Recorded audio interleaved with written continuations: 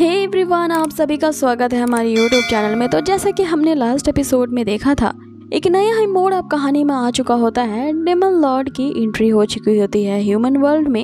अब तक वो अपने सर्वेंट के जरिए एक सील के अंदर ही होता है जिसमें सिर्फ उसकी स्पिरिचुअल एनर्जी होती है।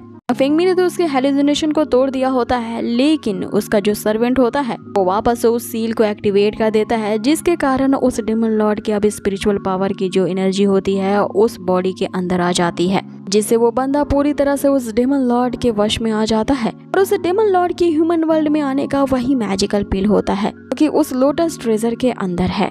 अब आगे यहीं से एपिसोड की शुरुआत होती है और हम उसी बंदे को देखते हैं जिसकी बॉडी को डेमन लॉर्ड ने पजेस कर लिया है।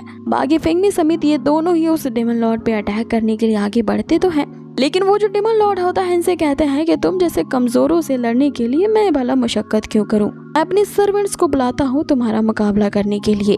तभी वहाँ पे एक पोर्टल ओपन होता है जिसके अंदर से एक मैजिकल सोल्जर बाहर निकलता है। दूसरी तरफ जो डेमन लॉर्ड होता है वो उस ट्रेजर लोटस के ऊपर वाले स्क्रोल को पाने के लिए चला जाता है। इसके अंदर वही मैजिकल पिल यानी कि वो रेड बीड है। आगे फेंगमी उसे रोकने के लिए आगे तो बढ़ता है, लेकिन इसका सामना वही मैजिकल सोल्जर से होता है। यहाँ ये फेंगमी को उस डेमन लॉर्ड तक पहुँचने से रोक देता है और इन तीनों से फाइट करने लगता है। अब जैसे ही वो जो सोल्जर होता है वो अपने ब्लेड से इन तीनों पे अटैक करता है, फेंगमी को पता चलता है कि इसकी ये जो मैजिकल ब्लेड है वो काफी ज्यादा पावरफुल है कि ये ब्लेड जो है उनकी स्पिरिचुअल पावर को एब्सॉर्ब कर रही थी, जिसे रोकने के लिए सबसे पहले युआन उस पे हमला करता है। यहाँ पे थोड़ी देर तक इन दोनों की फाइट चलती है और वो मैजिकल सोल्जर जो होता है वो डिस्ट्रॉय हो जाता है और वापस से अपने रियल में चला जाता है। इधर दूसरी तरफ वो जो डेमन लॉर्ड होता है इसने अपना काम शुरू कर दिया था। ट्रेजर लोटस के ऊपर एक जो शील्ड होता है वो उसे तोड़ने की कोशिश करने लगता है। अपने एक ही अटैक से उस शील्ड को तोड़ भी डालता है क्योंकि उस डेमन लॉर्ड को उस पेंटिंग वाले स्क्रॉल का यूज करके एक कैनल जो ओपन करना था ताकि उसकी जो डेमन लॉर्ड की आर्मी है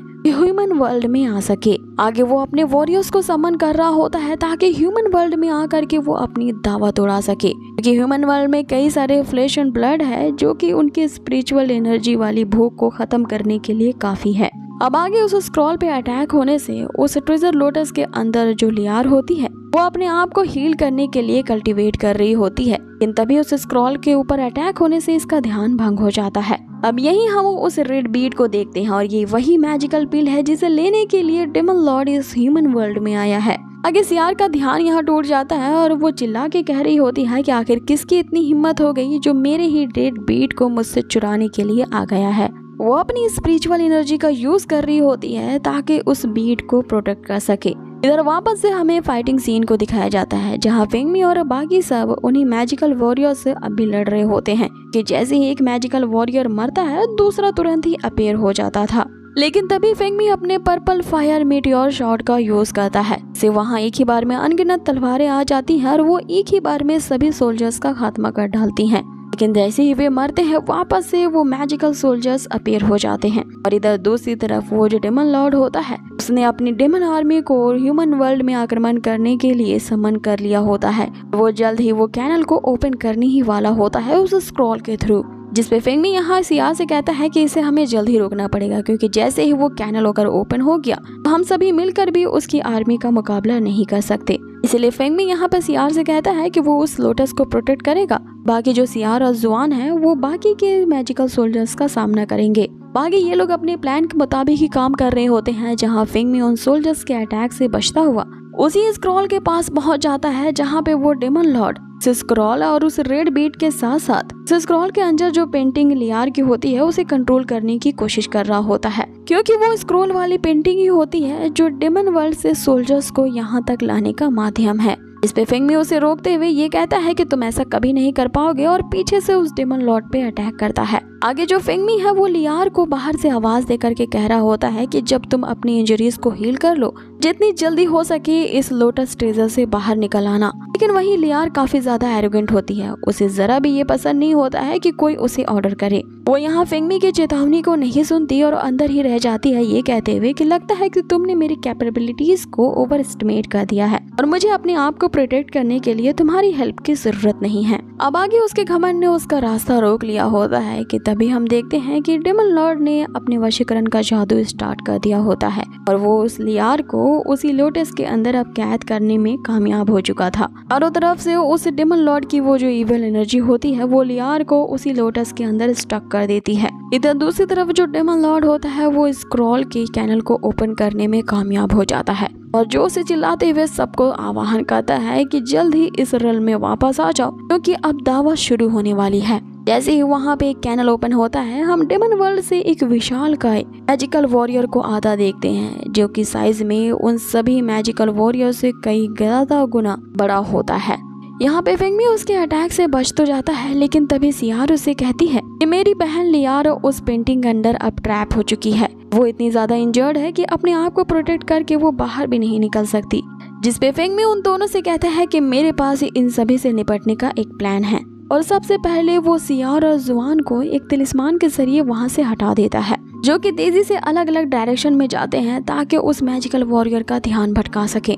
इधर दूसरी तरफ जो फेंगमी होता है वो अभी उस डेमन लॉर्ड का ही सामना कर रहा होता है, लेकिन पहली बार यहाँ फेंगमी की हिस्ट्री में ऐसा हुआ है कि उसने इतनी देर तक किसी ओपोनेंट का सामना किया और उसे हराने में नाकाम रहा हो। वो डेमन लॉर्ड आसानी से यहाँ फेंगमी पे अटैक करता है जिससे वो नीचे गिर जाता है। नीचे गिर के वो सीधा उस वॉरियर जायंट के गोद में ही गिरता है। आगे वो जो डेमन लॉर्ड होता है यहाँ फेंगमी से वही बात फिर से कहता है कि मैं तुम्हें अब भी एक लास्ट चांस दे रहा हूँ, अपने आप को एक डेमन कल्टिवेटर बना लो वरना तुम यहाँ मारे जाओगे। जिस पे फेंगमी उसे यही जवाब देता है कि मैं मरना पसंद करूंगा लेकिन एक राक्षस बनना नहीं। जिस पे वो डेमन लॉर्ड उसे कहने लगता है कि मरने की कगार पे हो तब पर भी तुम्हारी ये सेल्फ रिस्पेक्ट जैसी क्या ही चीज है जो जा नहीं रही है और तुम्हारी इसी जिद ने अब मुझे बहुत ही ज्यादा गुस्सा दिला दिया है। आगे वो उसे कहता है कि जब तुम्हें मरना इतना ही ज्यादा पसंद है तो जाओ नर्क में जाके आराम करना। आगे वो फेंगमी पे अटैक तो कर देता है जिससे फेंगमी वहाँ पे डिस्ट्रॉय हो जाता है और आगे हमें पता चलता है कि वो एक्चुअल में फेंगमी नहीं था बल्कि एक तिलिस्मान था जिसका यूज करके फेंगमी ने अपने ही क्लोन को बनाया था और एक्चुअल में जो असली वाला फेंगमी होता है उसका मेन टारगेट तो उस कैनल को बंद करने का था, जिसपे वो अपने वेपन से एक जोरदार अटैक करता है और उस कैनल को वहीं तोड़ देता है। अब उस कैनल के टूटते ही जितने डेमन वॉरियर्स होते हैं वो अपने आप ही डिस्ट्रॉय हो जाते हैं क्योंकि डेमन वर्ल्ड को ह्यूमन वर्ल्ड से जोड़ने वाला वो जो कैनल था वो अब टूट चुका था। अब आगे सब कुछ जैसे वहाँ शांत हो जाता है कि तभी वहाँ पे उस स्क्रॉल वाली पेंटिंग के अंदर से लियार बाहर निकलती है। लियार को बाहर निकलते देख यहाँ जो उसकी बहन सियार होती है वो उससे कहती है कि जल्द से जल्द इस डेवल को मार डालो, लेकिन अब काफी देर हो चुकी थी। लियार भी अब उस डेमन लॉर्ड के कब्जे में थी और पूरी तरह से उसके वश में होने के कारण वो अपनी ही बहन से कह रही होती है कि किसकी हिम्मत है मेरे डेमन लॉर्ड को यहाँ मारने की। पूरी तरह से उस डेमन लॉर्ड के वश में होती है जिसके ये कहते ही वो भी रिपीट करने लगती है तुम ही वो सारे विलन्स हो जो कि मेरे सिस्टर सियार को मारना चाहते हो। और उसके इतना कहते ही ये एपिसोड यहीं फिनिश होता है। तो गाइज आप लोगों को ये आज का एपिसोड कैसा लगा है मुझे कमेंट बॉक्स में जरूर बताएं कि आपके लाइक एंड कमेंट्स ही है जो कि हमारी मोटिवेशन का सोर्स है। बहुत ही जल्द मिलते हैं इसके नेक्स्ट एपिसोड पे। Till then take care, stay healthy, good bye.